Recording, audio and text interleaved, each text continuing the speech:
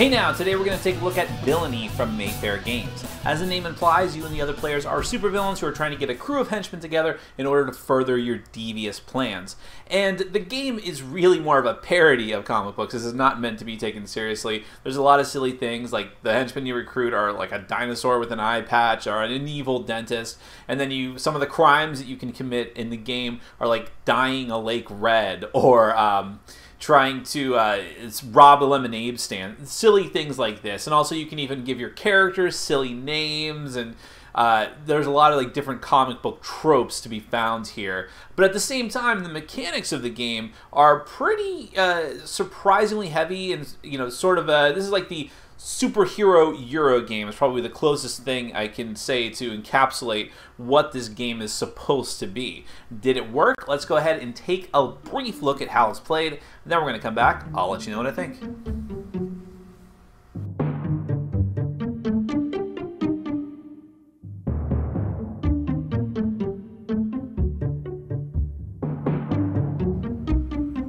In Villany, each player is a supervillain, appropriately enough, and your goal is to complete your evil plans. You have an origin plan, which you'll start the game with, then you have a villainous act, which you move on to once you complete the origin plan, and finally a magnum opus, although your magnum opus also requires that you defeat the great and powerful Fantastiman, who is this universe's goober version of Superman.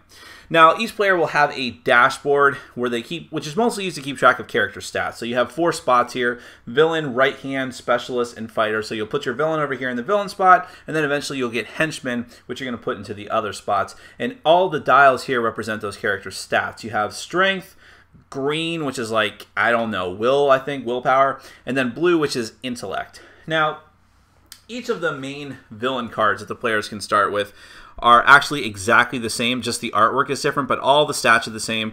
The horrible, unfunny, punny names are also they're nothing. They don't mean anything. All you're looking at are the 3 stats, which are all the same. So you'll take your villain card and you'll move your stats up to the appropriate amount. Now, to the game's credit, you do have a whole stack of these little name badge things that lets you make your own terrible name, although probably more funny than the ones they give you for your villain. So I named him the Uberface, and we'll just stick with that. I think when I was playing this before, I had Senora Woman was my character. Anyways, you also have these little on-off tokens on your board. The on-off tokens let you know when your character is ready, meaning they can take an action, or not ready, which is the off position, of course, meaning that they're not going to be able to take an action again until you work them, and I'll get back to that in a second. You have little spots below every stat for specialties, and specialties are mainly just going to be used, there's no they're not for any kind of challenges or anything. They're only for going through the evil plans. And let's talk about that just for 1 second, and I'll get back to it later. This is a set collection game, essentially. What you're trying to do is go through the evil plans by having each of your characters that are in your crew have certain stat levels and perhaps certain specialties. Once you can do that, you'll be able to complete these. So for instance, my origin plan says erect a statue of yourself in the middle of the city. It says that one of these 2 roles here must be fulfilled by the villain and have a green stat of 5. The other person that I take along with me, so it only has to be one of the potentially 4 people that I have, has to have a red stat of 3, a green stat of 3, and also a little tiny dot down there representing one of the little green specialty chips. And these are things like weapons and gadgets, and they all have little names that are pretty irrelevant, so I won't bother with them. So once you have enough stuff to complete one of these evil plans, you actually have little cubes to keep track of which person can fulfill which role, so you can keep track of that from turn to turn until you're ready to turn it in. Then you can move on to your villainous act and then potentially your magnum opus, and I'll get back to that in a little bit when I explain the rest of the game. So once you have your character board, once you have your villain card, then we're going to go into turn order, going in a clockwise order, and on your turn you have 3 options as to what you can do. You can take an action. In order to take an action, one of the people in your team has to, at least one of them, has to be ready, in which case you'll flip their token over to the unready off position and take an action. Then you can work your team. That's another thing you can do instead of taking an action, which is that you will flip all of your off tokens to on, and then your villain and your other, potentially your henchmen, get to work and earn money. Your villain will always get at least a couple of bucks, even if he's in the off position. but the henchmen only give you money if they are in the on position, and even then, they're all going to need alter egos. I'll get back to those in a second, but alter egos are your day job, which is going to get you money. The last thing you have the option of doing on your turn, instead of those first two things, is completing one of your evil plans or your magnum opuses. And when you actually, if you complete one successfully, you'll take the next one right away. For the villainous act, you actually get to draw one, see if you like it or not, and then draw a second one if you don't like it and be forced to be stuck with that one. For the magnum opus, you get to do that twice, but you have to take the third. If you go for the third draw, you have to take that one.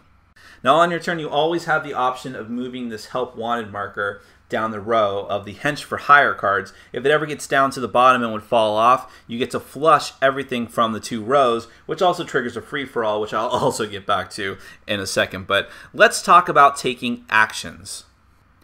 The first type of action you can take is hiring a hench. You have this row of 5 randomized cards that will come out of the hench for hire deck, and hiring a hench is obviously something that only the villain can do. So you'll move your token to the off position and pick one of these henchmen that you can actually afford, because they all have a cost. You have this little gold cost down here. So actually, Golden Boy's kind of a bad example. Let's go with the Forge, who looks like Rosie the Riveter. So you'll have the cost here, you'll have their stats, which by coincidence, these happen to be the same as the villain stats. Then, of course, they'll have a special ability. Now, let's call it a Rosie. The Forge happens to have a hot action. This is actually another type of action you can take. So when you put her in your team, you can, if she's ready, you can use her hot action, which is if the Forge's strength and intellect are both 4 or higher, you can add a weapon or gadget specialty, the 2 res specialties, to any one character for free. Basically, you're outfitting someone. Let's see, another example. You have Grizzly Bear, and there are different types too, so animal, human, mutant, alien. This Grizzly Bear must have the loyalty specialty before it can be part of any evil plan or magnum opus. And when you get him, his stats are a little bit better, and well, his strength stats is better. He actually starts with a weapon specialty for his red stat, and his cost is 8. And let's take a look at Golden Boy because he's kind of interesting. If you acquire $25, you get to take him for your action, but you don't have to actually spend that $25. So it's kind of a reward for getting that much money all at once, and he's an alien. Once you take the appropriate hench, you're going to put him in whatever spot is open, and you actually have a special ability on the board. So if you put him in the specialist role, when you gain him, he gains 1 free specialty when hired. Let's see, the right hand gets +1 to each slot, each stat when hired, and the fighter gets +1 to roll if +1 to roll if that hench starts a fight. And I guess we'll just go ahead and explain what fights are at this point.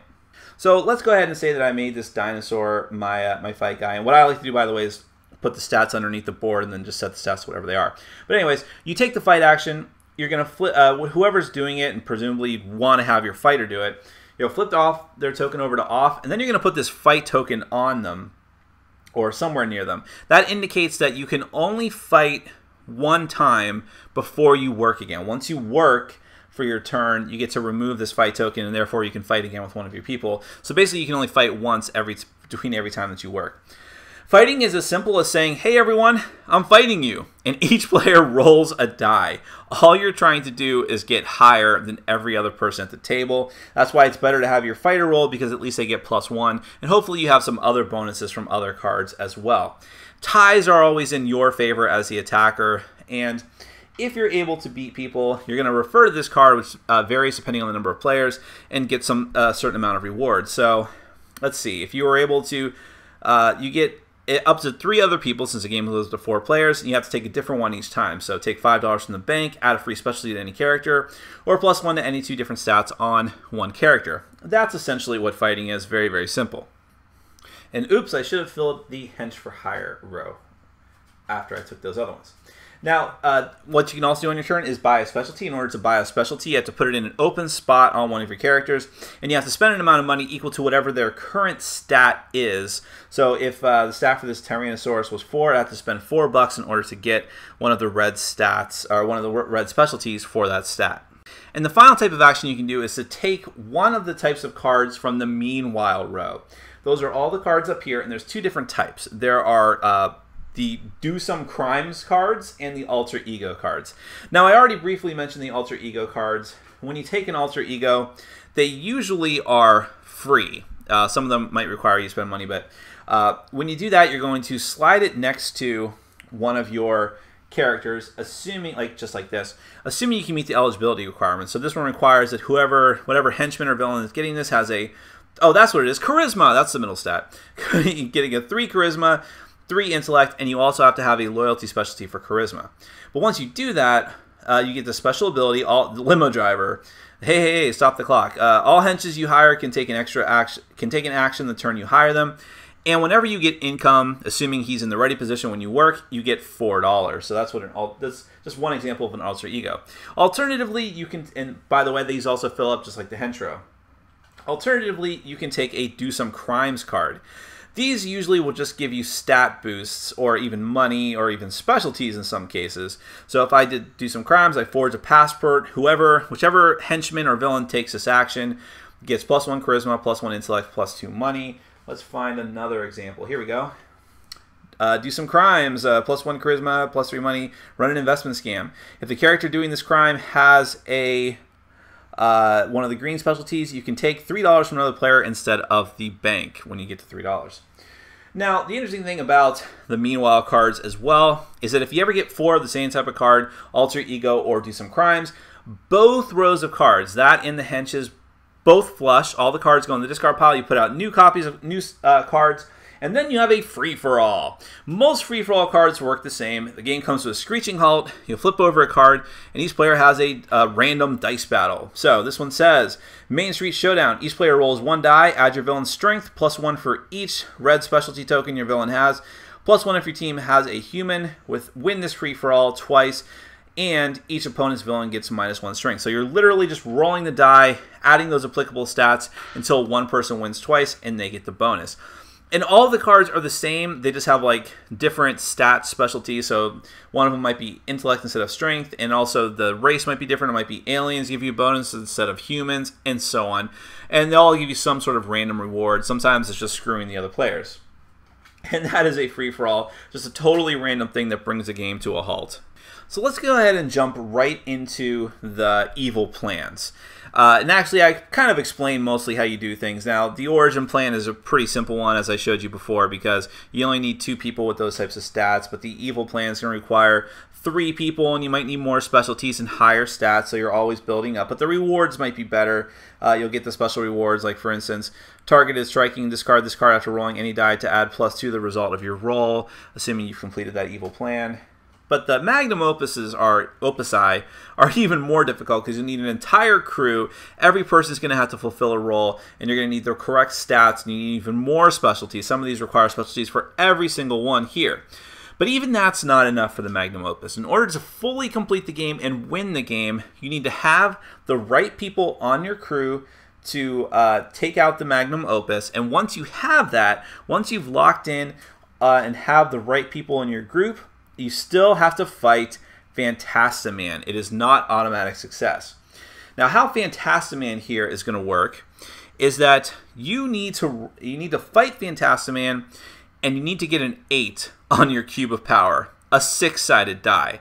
Well, that sounds impossible, but really what you're trying to do is get bonuses to your die roll. You only get 1 shot to fight him, so before that, you're going to have to sort of bulk yourself up enduring some of his attacks. So after you initiate the magnum opus completion, you're going to keep flipping over cards from the top of Fantastiman's deck, enduring each one, and for everyone you endure, you're going to get a +1 bonus to your eventual die roll. Then when you decide you're ready, you'll stop, roll the die, and hope you get to 8 or higher. So for instance, some of these cards you have to endure. Psychic Puppetry. Roll 1 die and add any character's charisma. If that character has a D specialty, you add 1. If the result is 7 or less, or if you roll a 1, you fail. If you fail, you are over for the turn, and, well, that's it. Hopefully you can try again next turn, although you have to put all of your characters into the off position, make them not ready in order to fight, which means you have to spend your whole next turn working them to get them back up. Now, it is also possible that you will not meet the eligibility, your team will not have the eligibility requirements after enduring one of his cards. So, for instance, Hail of Bullets says that you roll a die for each character on your team. Any characters that roll a 1, 2, or 3 take -1 strength. characters with alter egos are only affected on 1 or 2. Well, if your plot, if your magnum opus requires that your characters be at a certain strength and you had just enough and they lose strength, you are now ineligible to complete your magnum opus and fight Fantastiman, and you immediately fail, which sucks. All right. Now, and this could keep going on, and you stop whenever you want or whenever you have to stop. Now, at this point, you'll go to the die roll, and you'll roll it, and hopefully you get 8 or better. If you don't, you don't. Even with all of your bonuses, you just fail, and you'll have to do it all over again. But at least at that point, you'll get one of these notorious markers, which is going to give you a +1 to the roll in the future whenever you fight Fantastiman, and those can actually stack up. So eventually, someone is going to be able to take out Fantastiman. It's just a question of whether you are or not, because even if you make it there first, if you fail, and the other players are probably nipping at your heels. This will go on interminably long, but someone will eventually, hopefully, win Villany. Let's get to my final thoughts. The theme is the strongest thing to be had here in Villany. I found myself laughing quite a bit at some of the ridiculousness of it. You definitely need to, if you're going to play this, you definitely need to take the time to make your own supervillain names, because the ones that they give you are predictably terrible, like really terrible on the different supervillain cards. But really they're supposed to be. They're encouraging you to make your own, and that's probably some of the most fun that we had from the game. But also some of the silly crimes that were coming out in the henchmen, and just having wacky combinations of things together and different specialties, and having like a brainy scientist dinosaur eye patch wear thing. I mean, there's just some silly fun to be had here, and I like that. And going out to do crimes and buffing all the stats of all your different characters did feel thematic, maybe not so much, but it worked in that regard. And it's a good thing, because everything else about this game is terrible. I hate to be blunt about it, but it's the truth. Let's go ahead and start with the components. I don't actually own a lot of Mayfair games.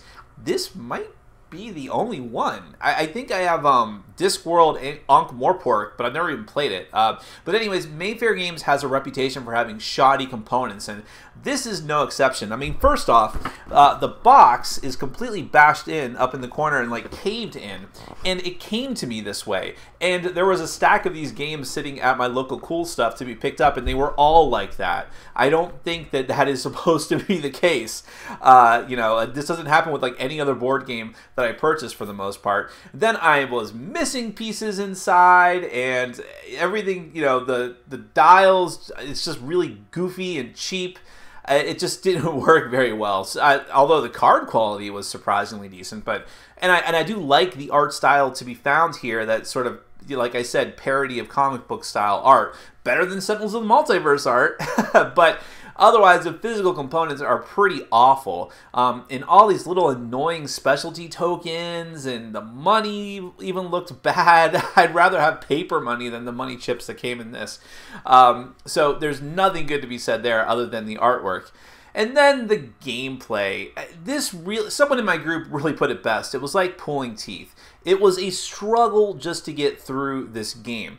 It was pleasant that it was occasionally punctuated by ridiculous laughter, but that was either at the theme or the things that happened in the game that were just so stupid that we just had to laugh. We were so tired, and it was such an aggravating experience that we just had to laugh when dumb things happen. At the first glance, it seems interesting. Okay, you can commit crime. This goes back to the theme. You can commit crimes, you can grab alter egos to make money, but it never...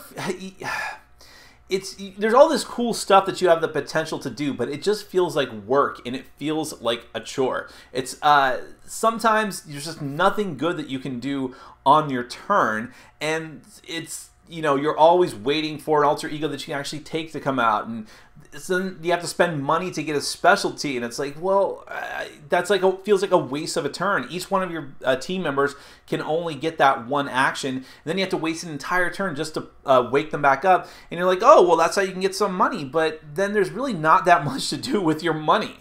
Because in order to, really the main thing about getting money is getting henchmen. But once you have a team, why would you bother to get henchmen when it's better to spend your money to upgrade them as much as possible, because that is how you're going to get through the plans, the evil plans, the origin, and then the evil plan, and then the magnum opus, which is an interesting idea, but it just feels like a struggle just to get through those different plans. You never feel like you're accomplishing much, And if one player gets a little bit lucky and he gets the right henchman for the plans that he has, and then he gets the right rolls when he's fighting, then he's going to easily get ahead of the other players. Once you get through if you're the first person to get your origin plan and then you're the first person to get your evil plan done, it is very, very difficult to catch up at that point.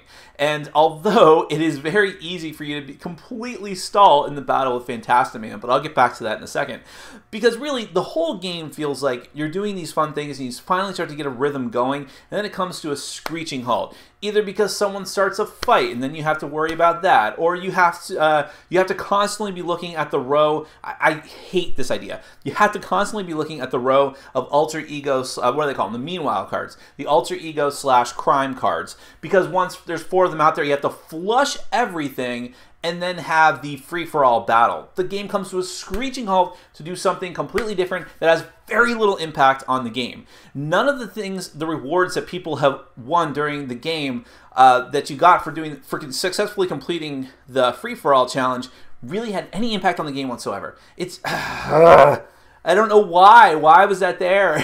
That had to be an idea that just sounded fantastic in the designer's head, and just insisted on putting into the game. That's all that I can imagine.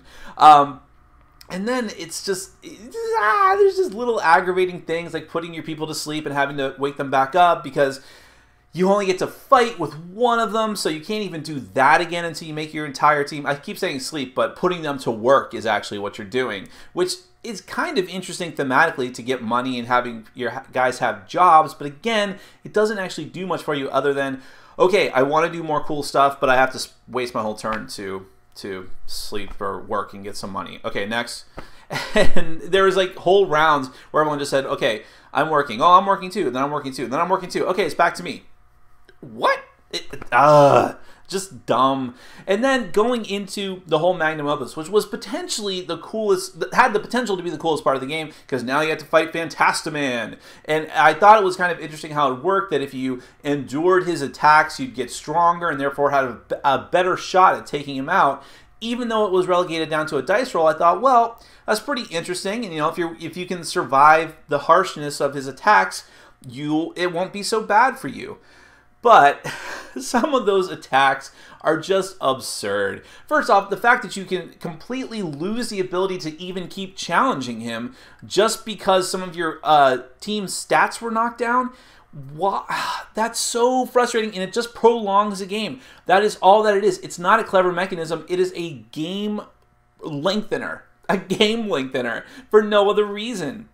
I mean, you could say that, oh, that's the catch-up mechanic, because if that happens to someone, yay, someone else now has bought themselves a turn to catch up.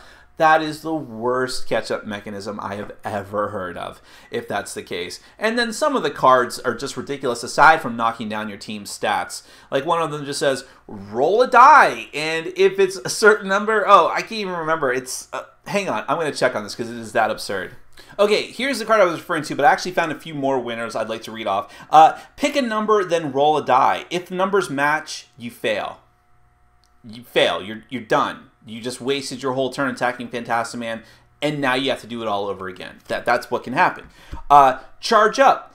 Fantastiman just got more powerful. You must now roll a 10 or higher on your final attack to defeat him. So, yeah, now you have to go further and further into the deck and have more and more bad things happen to you. And you may get a notorious token at the end of this that might make it a little bit easier on future turns. But these are the winners. This is what had us laughing so hard that I got a headache at the sheer absurdity of it. One player fighting Fantastiman drew both of these cards, one after the other, in this exact order. Give all your money to the player with the least money. If there is a tie, divide it equally between the tied players. Okay, money's not that important at that point anyways. The next card. Unless you have a mutant on your team, he didn't, pay $1 for each specialty on your team or fail. And then that just, we were just laughing hysterically at the sheer absurdity of it. When someone finally won this game, we were so happy. We were like, yes, thank you, we're done. And that is a real shame, because there is fun that's not accidental to be had here with the theme, with some of the ideas present here. The idea of taking alter egos, the idea of committing crimes, even if they're silly and ridiculous, and having a team of henchmen. This is fantastic. These are all fantastic thematic elements that I want to see attached to a better game. And that's really sad to me. I always hate it when there's a lot of potential in a game, but it just doesn't reach its disappointment. And I want to be able to say that this is just an abjectly awful game, but it's really just a terrible disappointment, I guess, is the summary of this. So, Villany, a total pass for me. Don't be taken in by the comic book artwork. It deserved to be better.